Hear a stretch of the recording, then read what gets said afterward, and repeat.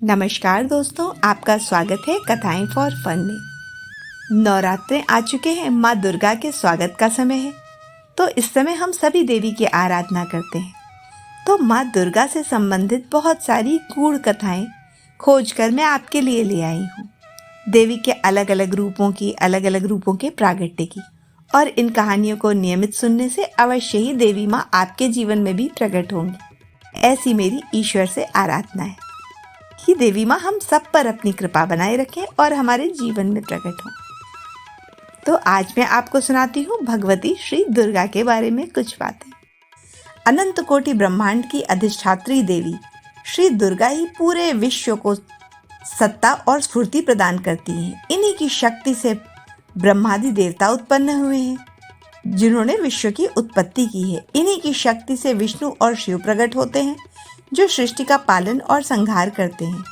ये ही गोलोक की राधा हैं, सतलोक में श्री सीता हैं, क्षीर सागर में लक्ष्मी है, दक्ष कन्या सती और दुर्गति नाशिनी दुर्गा हैं।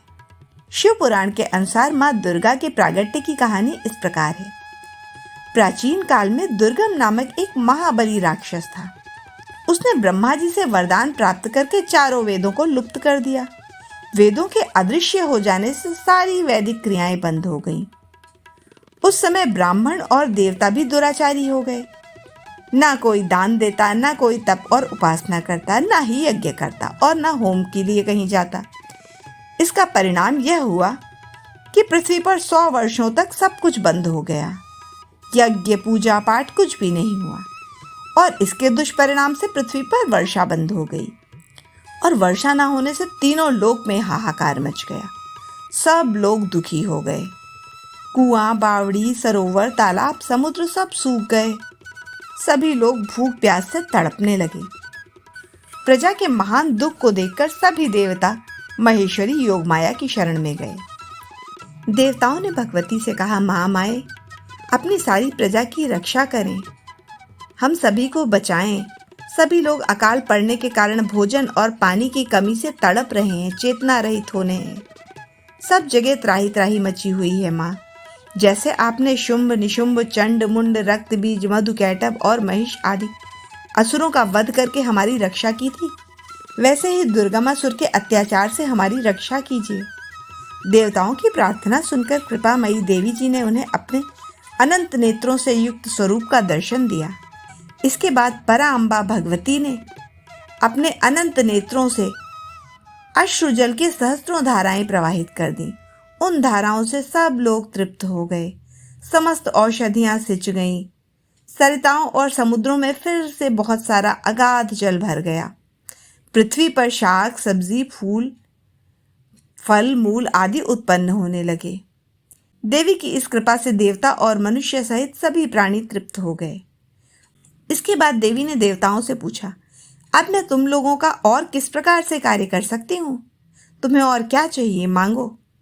देवताओं ने कहा, माँ, जैसे आपने समस्त विश्व पर आए इस अनावृष्टि के संकट को हटाकर सबको प्राणों का दान दिया है, वैसे ही दुष्ट दुर्गमासुर को मारकर उसके द्वारा अपहरण किए गए वेदों को लाकर धर्म की रक्षा कीजिए।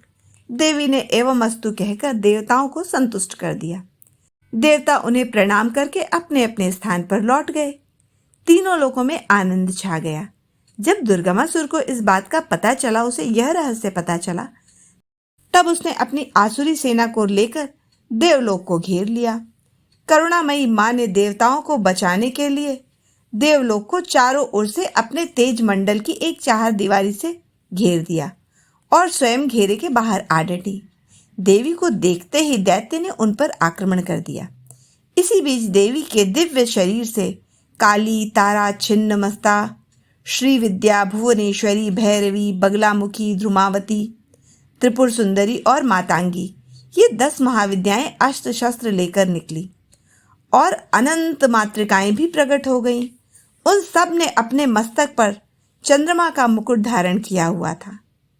इन शक्तियों ने देखते ही देखते दुर्गमासुर की 100 अक्षौहिणी सेना को काट डाला। इसके बाद देवी ने दुर्गमासुर का अपने तीखे त्रिशूल से वध कर डाला और वेदों का उद्धार करके उन्हें देवताओं को दे दिया। दुर्गामासुर के मारने के कारण उनका नाम दुर्गा पड़ा और वे दुर्गा नाम से प्रसिद्ध हुई। शताक्षी और शाकंभरी देवी भी उन्हीं का नाम है। दुर्गति नाशिनी होने के कारण ही वे दुर्गा कहलाती हैं। ऐसी माँ भगवती दुर्गा को हमारा नमस्कार है।